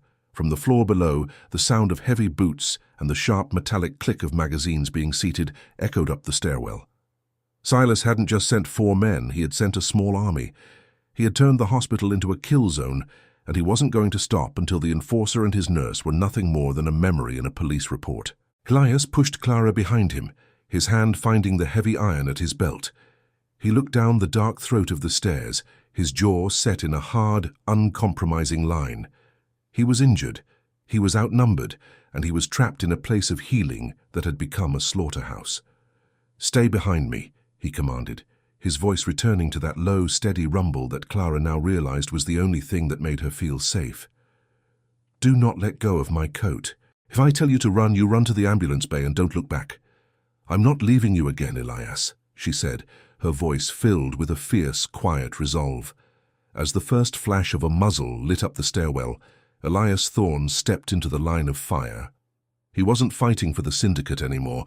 He wasn't fighting for territory or for the cold approval of Arthur Blackwood. He was fighting for the passion that had thawed his frozen heart. And as the darkness closed in, he knew that the only way to save the healer was to become the ultimate destroyer. The echoes of the conflict began to ring through the sterile halls, a symphony of violence that would change the city forever. And as they moved deeper into the shadows, a secret from Elias's childhood, a ghost he thought he had buried 20 years ago, began to stir in the back of his mind, whispering that the true architect of this nightmare was someone he had once called brother. The clocks across the city had just struck 4 in the morning on November 5th, 1998. The rain had slowed to a persistent, icy needle prick that turned the world into a blur of grey and black. Elias and Clara were huddled in the basement of a derelict textile mill on the edge of the river. The air was thick with the scent of wet wool, rusted iron, and the metallic tang of dried blood. Outside, the sirens of the Metropolitan Police and the screeching tires of syndicate scouts were a distant predatory choir, but inside the shadows there was only the sound of 2 people breathing in the dark. Elias was slumped against a support pillar, his breath coming in shallow, jagged hitches. The adrenaline that had carried him through the hospital slaughter was evaporating, leaving behind a crushing weight of exhaustion and pain. His shirt was a ruined map of crimson and grime, sticking to the fresh wounds on his chest. Clara knelt between his boots, her hands moving with a desperate, familiar rhythm. She had managed to scavenge a small first aid kit from the ambulance bay during their escape, and she was now using the last of the antiseptic to clean a graze on his temple. The physical proximity was overwhelming. In the silence of the mill, every touch felt magnified. Clara's fingers were cold, but her palms were burning with a feverish intensity. As she leaned in to check the bandage on his shoulder, her chest brushed against his, and for a heartbeat the war outside didn't exist.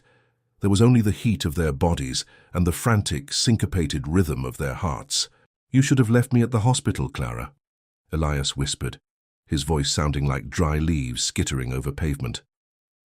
"We've already had this argument, Elias. I'm not going anywhere," she replied, her voice firm despite the tremor in her hands. She reached up, her thumb tracing the line of his jaw, lingering on a small crescent-shaped scar near his chin. "Where did you get this one? It looks older than the others." Elias closed his eyes, his head leaning back against the cold stone of the pillar. The question acted as a key, unlocking a door he had kept bolted for over 20 years. "That was the winter of 1978, he began, his voice dropping to a low, haunting frequency. "I was 10 years old. My brother Silas was 12. We were living in a state-run home that felt more like a prison than a sanctuary. It was a place where the adults looked through you, and the other boys looked for a reason to break you." Clara paused her work, her eyes fixed on his face. She had suspected a connection, but to hear the name Silas spoken with such a mix of love and loathing made her blood run cold. "We had nothing but each other," Elias continued, his fingers curling into the damp earth of the basement floor.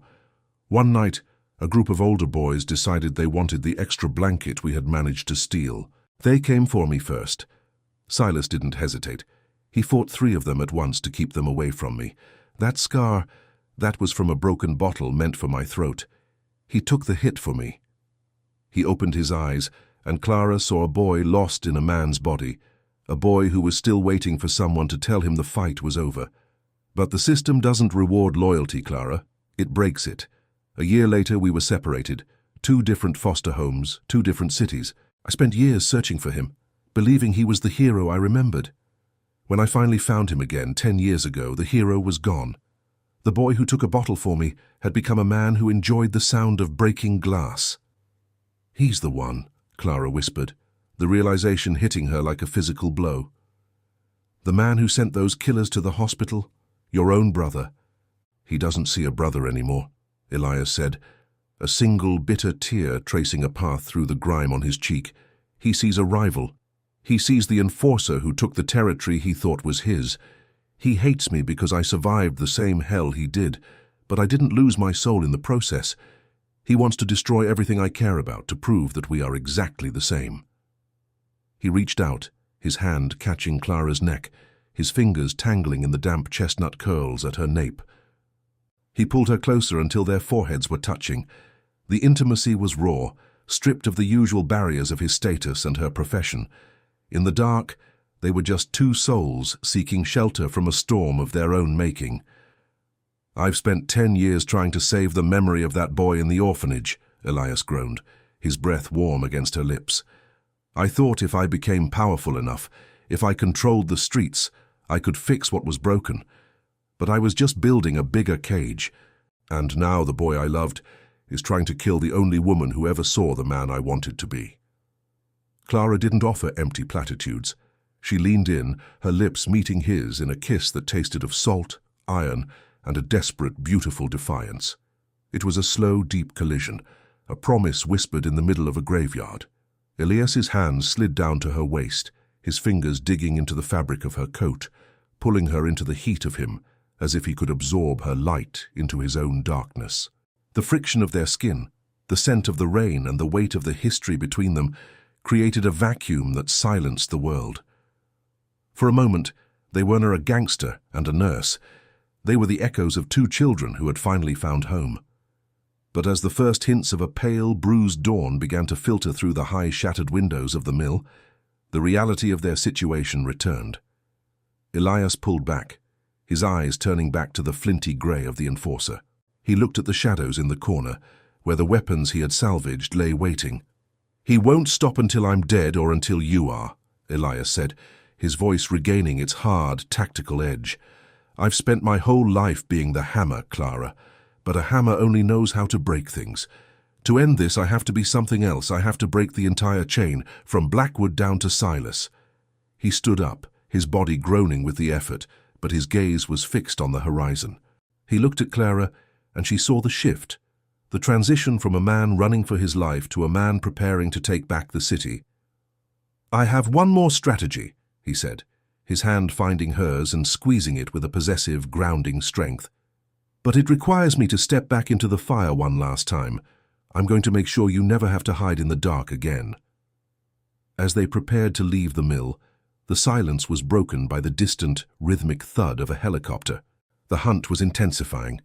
The loop was tightening, and as Elias Thorne stepped out into the freezing morning air, he knew that the boy he used to be was finally gone. In his place was a man who had everything to lose and a brother to face in the ruins of their shared past. The morning of November 5th, 1998, progressed with a relentless, mechanical cold. The industrial mill, once a place of humming looms and laborers, was now a hollow ribcage of steel where Elias Thorne began to construct his final gambit. He sat at a scarred wooden workbench in the shadows, his hands, which had spent a decade breaking the world, now meticulously assembling a dossier of corruption that would incinerate the London underworld. Clara watched him from across the room. She was wrapped in a heavy, discarded wool blanket, her eyes tracking the sharp, rhythmic movements of his fingers.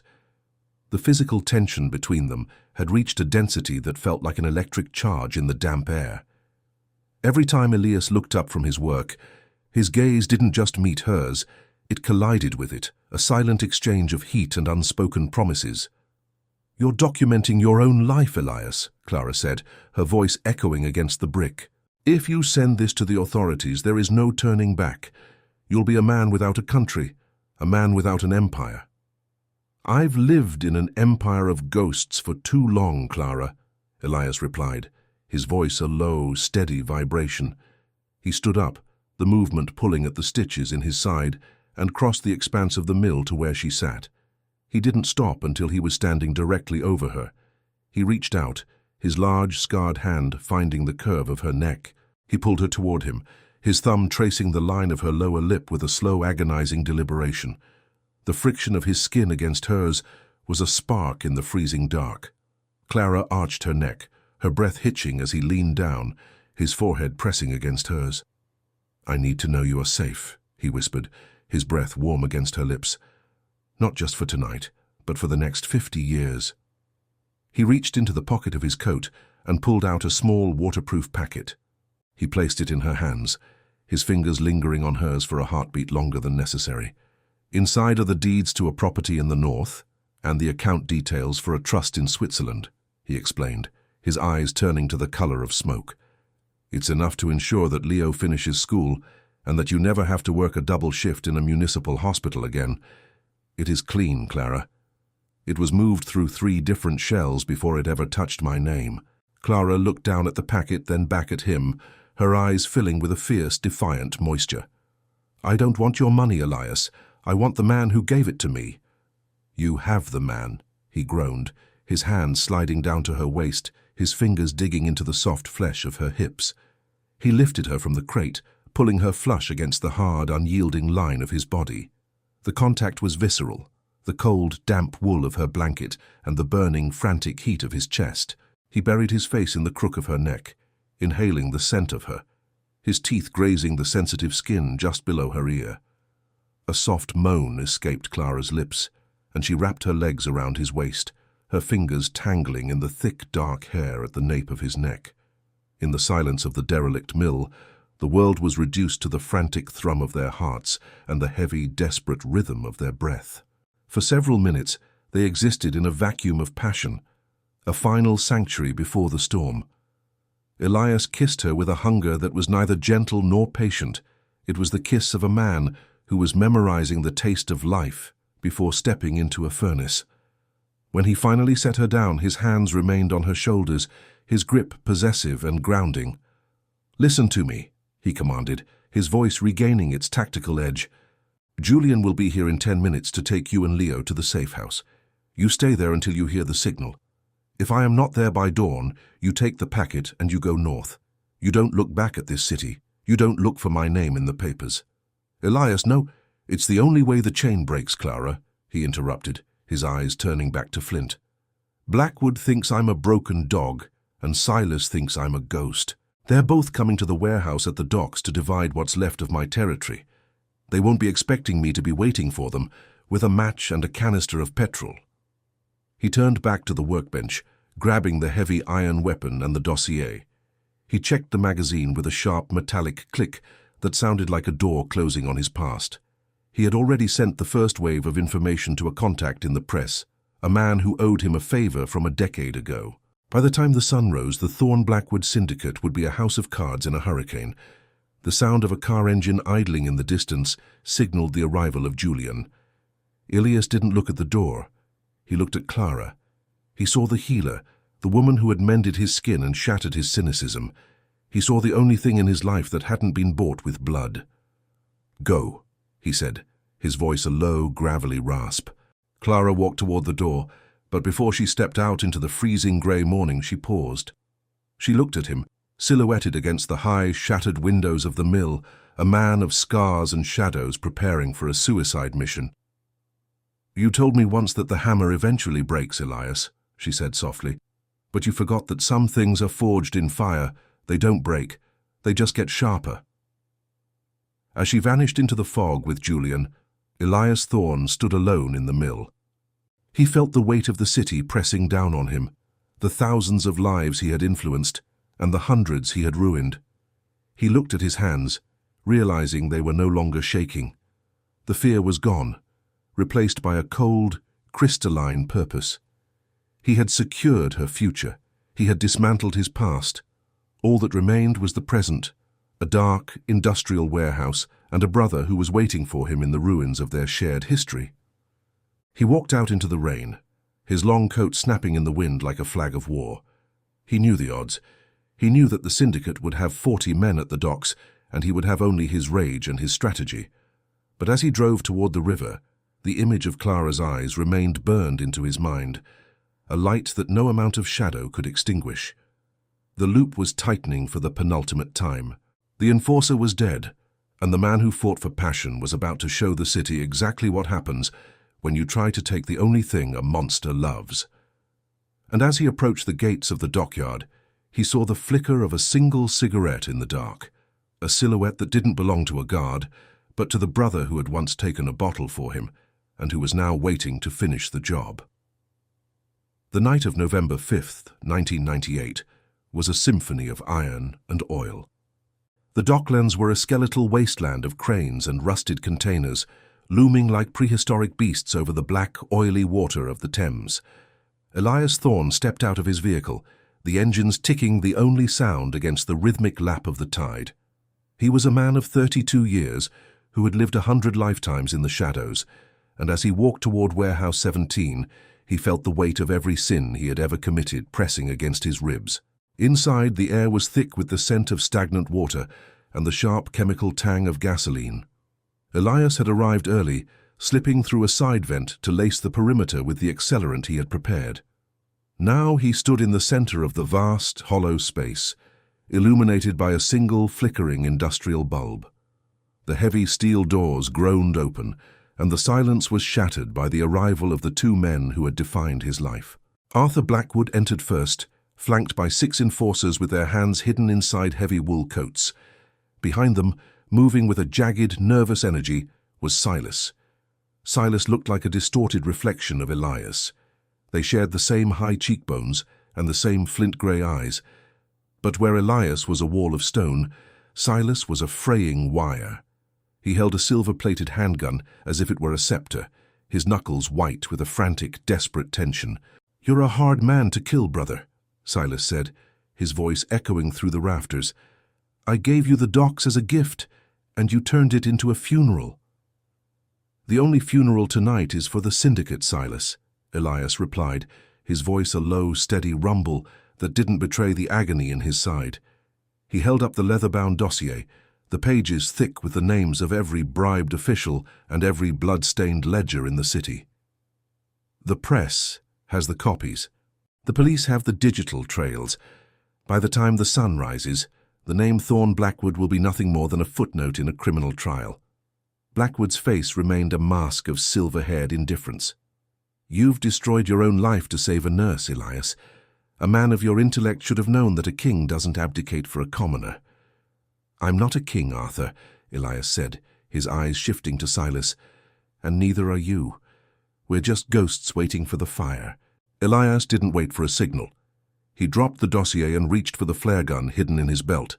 As he fired into the pool of gasoline at the entrance, the world exploded into a wall of orange-white heat. The roar of the flames drowned out the first volley of gunfire. The chaos was immediate and visceral. Blackwood's men scrambled, their professional discipline disintegrating in the face of the inferno. Elias moved through the smoke like a predator, his movements precise and lethal. He didn't use his gun for the first two men. He used his hands, breaking bone and sinew with a cold, practiced efficiency. The physical toll was immense. Every strike sent a jolt of white-hot pain through his healing wounds, but the image of Clara's eyes kept his heart beating a frantic, stubborn rhythm.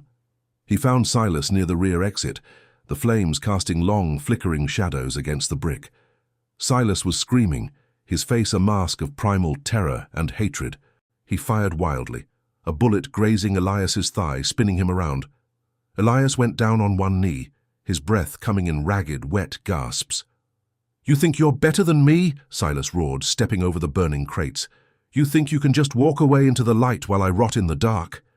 Silas leveled the gun at Elias's chest. For a heartbeat, the years fell away, and they were just two boys in a cold room, sharing a stolen blanket. Elias saw the hero his brother had once been, and he saw the monster the city had forced him to become. "I don't think I'm better, Silas," Elias whispered, his voice thick with blood. "I just found something worth more than the dark."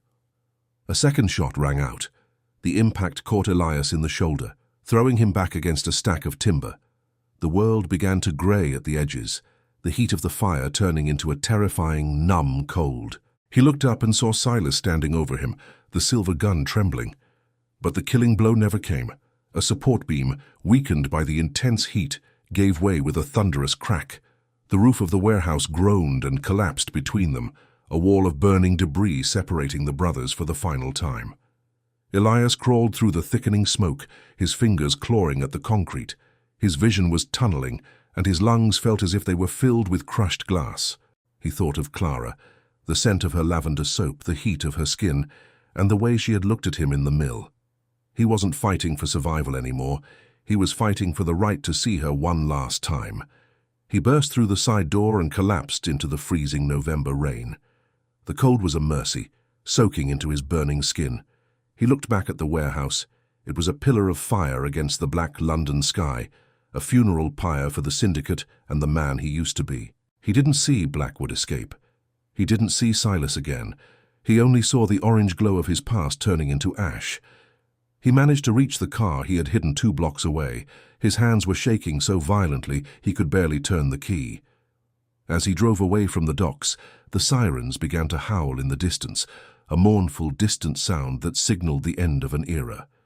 He drove toward the north, his eyes fixed on the road, his mind a blurred map of pain and longing.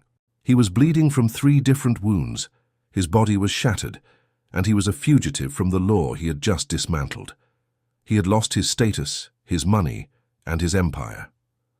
But as the first pale, bruised light of dawn on November 6th, 1998 began to touch the horizon, Elias Thorne saw a small flickering light in a window at the end of a long, winding road. The enforcer was gone. The king of the East End was dead. All that remained was a man who had survived the fire to find his redemption in the arms of the woman who had refused to let him die. The loop was almost closed, but the price of his freedom was written in the crimson stains on the leather seat and the heavy, rhythmic thrum of a heart that refused to stop. The morning of August 10th, 1999, arrived not with the roar of the city, but with the rhythmic, salt-crusted sigh of the Atlantic Ocean. Far from the jagged skyline of London and the soot-stained bricks of the East End, a small stone cottage sat perched on a cliffside in Cornwall. The air here was clean, smelling of gorse and cold spray, a world away from the metallic tang of blood and the suffocating weight of the syndicate. Elias Thorne sat on a weathered wooden bench on the porch, a mug of coffee steaming in his hands. He was 33 years old, but his body bore the library of a much longer, more violent history. His left shoulder sat slightly lower than his right, and a long, jagged scar traced a path from his ribs to his hip, a permanent signature of the warehouse fire. He moved with a slight, measured stiffness, a physical reminder that his freedom had not been free. Psychologically, the man who had been the silent enforcer was a ghost. The cold, flinty gaze had been replaced by a quiet, watchful stillness. He no longer looked at the world as a series of targets and debts. He looked at the horizon and saw only the vast, indifferent beauty of a life he had never expected to lead. The door behind him creaked open, and Clara stepped out into the pale morning light. She was wearing one of his old linen shirts, the fabric oversized and soft against her skin. Her hair was a wild crown of chestnut curls, catching the gold of the rising sun. She looked at Elias, and the smile that touched her lips was the only anchor he had ever truly needed. She sat beside him, her body molding into the curve of his side with a familiarity that felt like a prayer. Elias set his coffee down and wrapped his arm around her, his large, scarred hand resting on her thigh. The contact was immediate and grounding, a heat that defied the morning chill. "You're brooding again," she whispered, her voice a soft melody against the sound of the waves. She reached up, her fingers tracing the silver-grey stubble along his jawline, lingering on the scar near his chin. "I'm remembering," Elias replied, his voice a low, gravelly hum. "I was thinking about the night in the alley. How many things had to go wrong for you to be the one to find me? Or how many things had to go right?" she countered. She leaned in, her lips grazing the sensitive skin just below his ear.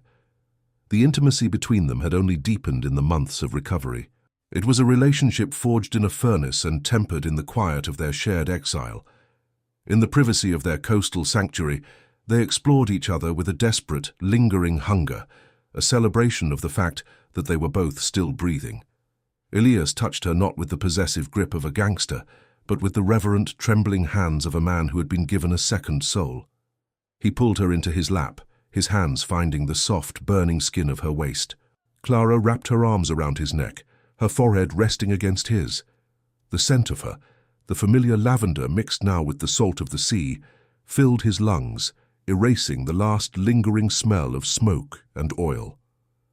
"The news from London is quiet," Elias said, his voice dropping to a whisper. "The trials are moving slowly. Blackwood is gone. Some say he fled to the continent. Others say the river finally claimed him. Silas was never found." Clara pulled back slightly, her eyes searching his. "Does it matter? To the man sitting on this porch?" Elias looked out at the sea, at the endless blue that met the sky. "No. The debt is paid, Clara. The syndicate is a house of ash. I don't carry the weight of that city anymore." He leaned down, his mouth meeting hers in a kiss that was slow, deep, and filled with a profound, quiet passion. It wasn't the frantic, salt-tasting kiss of the warehouse or the desperate collision of the hospital stairwell. It was a kiss of peace. It tasted of the future. The consequences of his actions were clear.